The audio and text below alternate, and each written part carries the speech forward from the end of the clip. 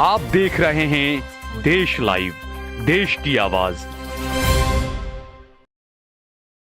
अस्सलाम वालेकुम, आदाब, नमस्कार, सत श्री अकाल। देश लाइव में आपका स्वागत है। मैं हूं सहल कुरैशी। दोस्तों, इजराइल और गाजा के बीच में जिस तरीके से जो जंग चल रही है, उस जंग के बीच मीडिया एक बार फिर से सवालों के घेरे में है।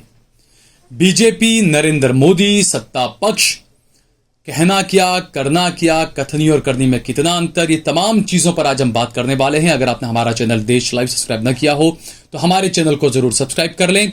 सोशल मीडिया के तमाम प्लेटफॉर्म्स पर आप देश लाइव, सहल कुरैशी और सहल कुरैशी ऑफिशियल, ये तीनों अलग अलग पेज हैं, तीनों अलग अलग चैनल्स हैं। इन्हें आप जरूर फॉलो करें, सब्सक्राइब करें।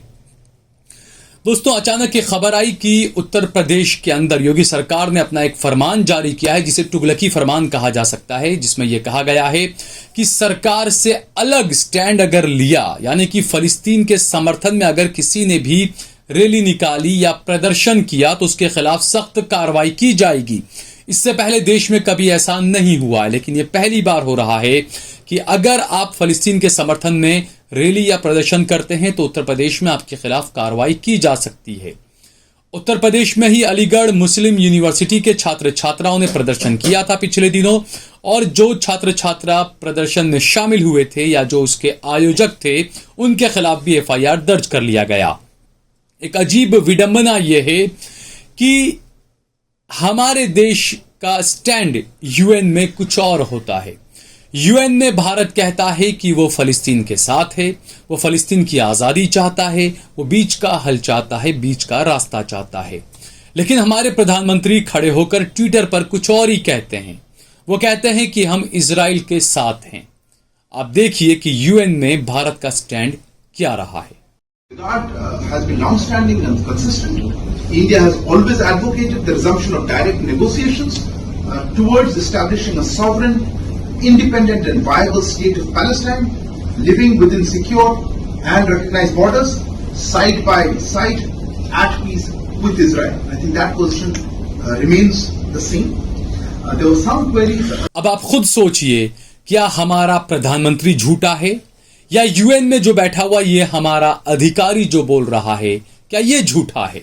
सवाल अपने आप में उठ रहे हैं। सवाल उठना लाजमी भी है। गोदी मीडिया का तो कहना ही क्या।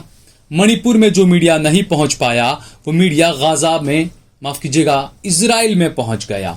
गाजा में जाकर ये रिपोर्टिंग नहीं कर रहे हैं।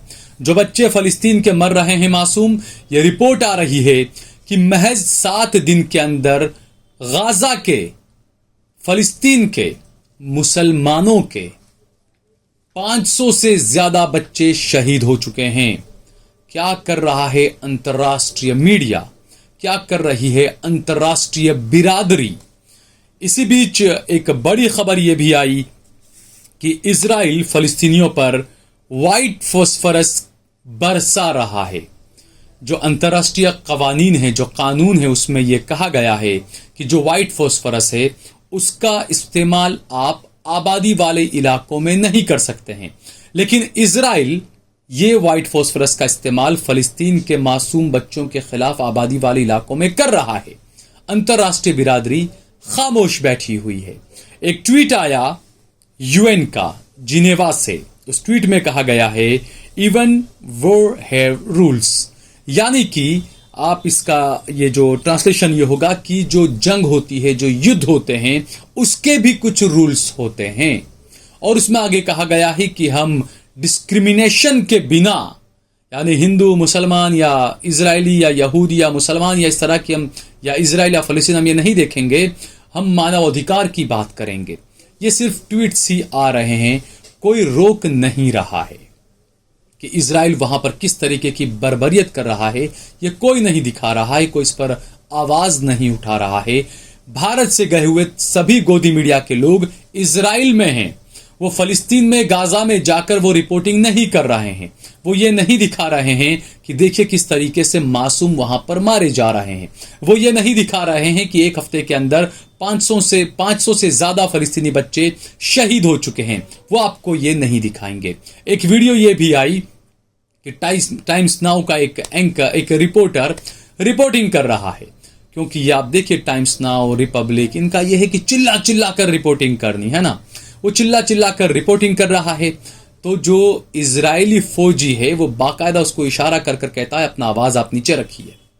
तो आप ये देखिए तमाम चीजों को कि आखिरकार अपनी टीआरपी के लिए किस हद तक गिर रहा है गोदी मीडिया, किस तरीके से जैकेट पहनकर घूम रहे हैं, यहां पर दिखाने की ये कोशिश कर रहे हैं कि बहुत बुरे हालात में हम रिपोर्टिंग कर रहे हैं, जबकि वो जो जैकेट पहनकर घूम रहे हैं उन्हीं के पीछे जो आम शहरी है वो बिना जैकेट के आराम से चल रहे हैं, फिर रहे हैं, दौड़ रहे हैं। तो आपको क्या दिखाने की कोशिश की जा रही है आप सोचिए। सिर्फ भारतीय मीडिया ही नहीं, कुछ अंतर्राष्ट्रीय मीडिया भी पीछे नहीं है फेक न्यूज फैलाने को लेकर। ये आप देखिए एक अंग्रेजी अखबार है जो ये फोटो छपी है। इस फोटो में ये दिखाया जा रहा है कि इजरायली बच्चों पर हमास ने हमला किया, लेकिन हैरानी की बात तो यह है कि ये जो फोटो में जो बच्चे दिख रहे हैं ये फलस्तीन के बच्चे हैं। और खबर को इस तरीके से दिखाया जा रहा है कि खबर पढ़ने वाले को उसका माइंड वॉश, उसका ब्रेन वॉश इस तरीके से हो जाएगा कि देखिए हमास किस तरीके से हमले कर रहा है बच्चों पर। लेकिन हकीकत कुछ और ही है। हमास ने अल जजीरा को एक वीडियो भेजा है जिसमें यह दिखाया गया है कि हमास के जो लड़ाकू हैं, हमास के जो जंगजू हैं, उन लोगों ने एक महिला और उसके 2 बच्चों को रिहा किया है। आप देखिए इस वीडियो को। هذه الامرأة الإسرائيلية كما نتابع في الصورة التي وصلتنا والتي تبثها كتائب القسام لإطلاق سراح هذه السيدة مع أطفالها। तो ये दिखाया जा रहा है, लेकिन हकीकत गोदी मीडिया और ये कुछ और ही दिखा रहे हैं। हकीकत ये है कि जो हमास के जो लड़ाकू हैं, जो जंगजू हैं, वो महिलाओं को छोड़ रहे हैं। बाकायदा ये बोल रहे हैं कि हम मुसलमान हैं, हम महिलाओं पर अटैक नहीं करते हैं, इसलिए हम आपकी सुरक्षा करेंगे, आपका हम इलाज कर रहे हैं अस्पतालों में। ऐसे भी कई वीडियो आए, लेकिन गोदी मीडिया कुछ और ही दिखा रहा है। मुसलमान विरोधी मीडिया, इंटरनेशनल अंतर्राष्ट्रीय मीडिया, वो भी कुछ और ही दिखा रहा है, किसी और चीज का चित्रण कर रहा है। और भारत की अगर बात करें तो जैसा मैंने बताया कि हमारे अधिकारी यूएन में कुछ कहते हैं, हमारा प्रधानमंत्री ट्विटर पर कुछ और ही कहता है, और उसके बाद यहां पर एक अलग सी बयार आ जाती है, क्योंकि देश में जो है वो चुनाव है। मध्य प्रदेश में चुनाव है, राजस्थान में चुनाव है, छत्तीसगढ़ में चुनाव है, तेलंगाना में चुनाव है, शायद मेरे ख्याल से मिजोरम में भी चुनाव है। तो ये चुनावी बयार है और इसीलिए शायद एम फैक्टर जहां पर आता है वहां पर ये भाई साहब का अलग ही एक पिपुड़ी बाजा बजने लग जाता है। तो यही एम फैक्टर है। इसी को लेकर कैलाश विजयवर्गीय हैं बीजेपी के, उन्होंने कहा कि कांग्रेस पार्टी को शर्म आनी चाहिए कि वो आतंकवादियों का साथ दे रही है। उन्होंने कहा कि कांग्रेस पार्टी को शर्म आनी चाहिए कि वो देश के खिलाफ जाकर स्टैंड ले रही है। कैलाश विजयवर्गीय का सीधा इशारा फलस्तीन के मासूमों के मरने की तरफ था। वो फलस्तीन के मरते हुए मासूमों को आतंकवादी बता रहे हैं, क्योंकि वो खुद चुनाव में उम्मीदवार हैं। उन्हें हिंदू मुसलमान के अलावा वोट कहीं और से मिलता हुआ नजर नहीं आ रहा है। इसीलिए कांग्रेस ने भी पलटवार किया। कांग्रेस ने कहा कि कैलाश विजयवर्गीय, आप जिन्हें आतंकी बोल रहे हैं, उनके लिए आप पहले अपने ही एक पुराने नेता, पूर्व प्रधानमंत्री अटल बिहारी वाजपेयी के वीडियो को सुने। हालांकि ये जो वीडियो है, उस वक्त वाजपेयी जी प्रधानमंत्री नहीं थे, वो मोरारजी देसाई की सरकार में मंत्री हुआ करते थे। तब उन्होंने अपने वीडियो में कहा था कि इजराइल को अरबों की जमीन पर किया हुआ कब्जा छोड़ना ही पड़ेगा। यह स्टैंड था अटल बिहारी वाजपेयी का, यह स्टैंड था नरेंद्र मोदी का खुद का भी। 1-1.5 महीने पहले उन्होंने यूएन के अंदर इजराइल का विरोध भी किया था।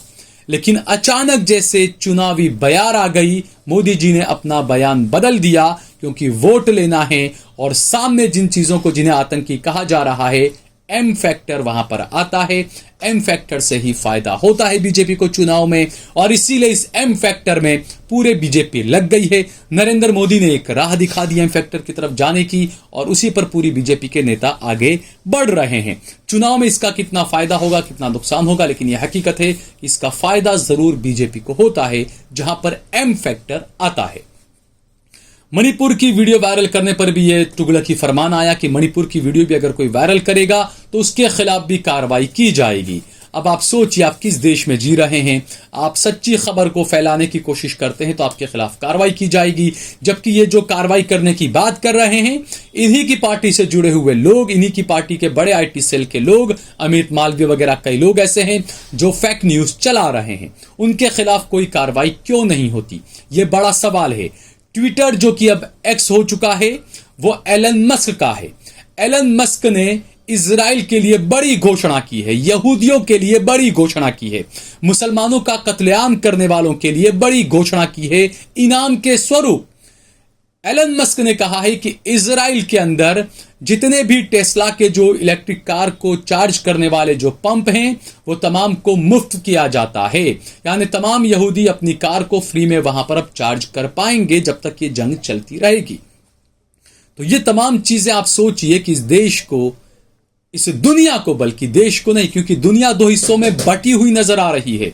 कुछ देश हैं जो इजराइल की बर्बरियत के साथ में खड़े हैं, कुछ देश हैं जो फलस्तीन के साथ में खड़े हैं, फलस्तीन में जो जुल्म हो रहा है। क्योंकि मैंने कल भी कहा, मैं लगातार ये बात कह रहा हूं कि अगर आपकी जमीन पर कोई कब्जा कर लेता है, उस जमीन का आप कब्जा लेने के लिए अगर जंग लड़ रहे हैं, अगर आप अपनी जान दे रहे हैं या किसी की जानें ले रहे हैं, हालांकि मैं बार बार ये कहता हूं कि हिंसा नहीं होनी चाहिए, लेकिन फिर भी अगर आप अपनी जमीन के लिए लड़ रहे हैं तो आपको कोई आतंकवादी कैसे कह सकता है?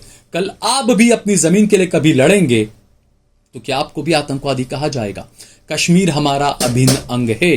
कश्मीर के लिए हर भारतीय, हर मुसलमान, हर सिख, हर ईसाई सब खड़ा है भारत के साथ।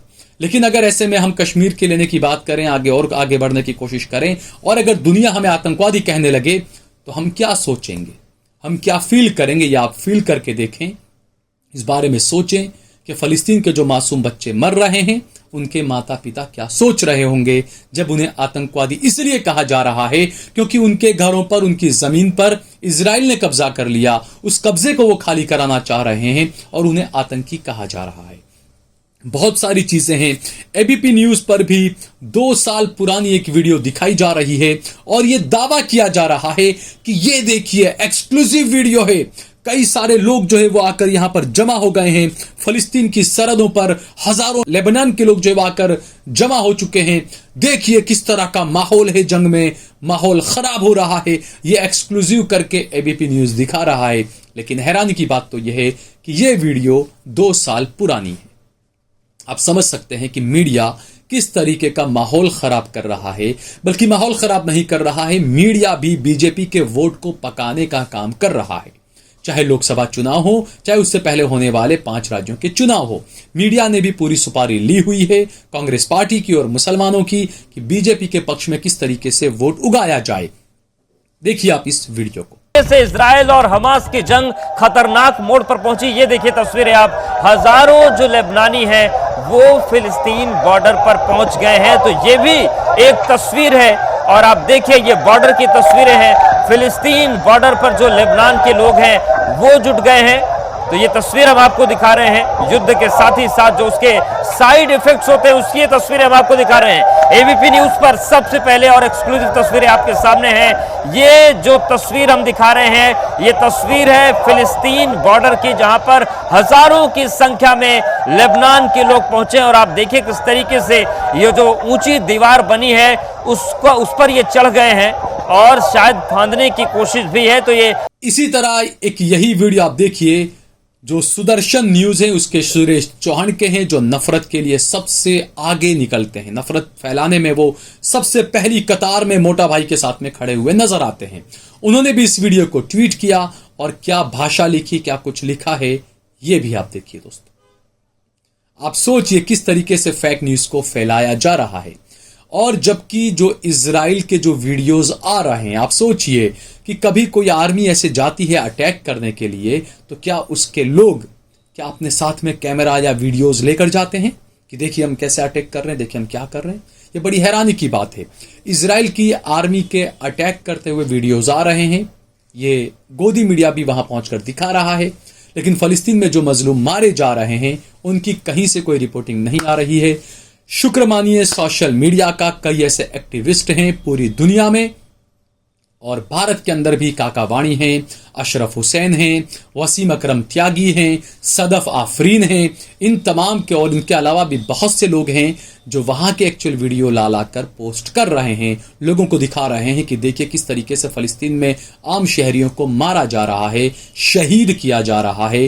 तो असली इजराइल जो है वो आतंकवादी उसे कहिए आप, क्योंकि उसने जमीन पर कब्जा किया और वो इस तरह की हरकतें कर रहा है। तो ऐसे में आप सोच सकते हैं कि आखिरकार क्या हो रहा है, आपको क्या दिखाया जा रहा है, हकीकत क्या है, लेकिन आपको हकीकत से कोसों दूर आपके मोबाइल के जरिए ही किया जा रहा है।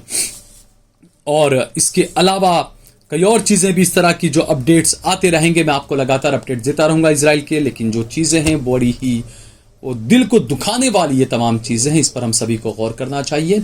अगर आपने हमारा चैनल देश लाइव सब्सक्राइब न किया हो तो हमारे चैनल को जरूर सब्सक्राइब करें। हमने हमारा नंबर भी दिया हुआ है, हमारा ज्यादा से ज्यादा सहयोग करें।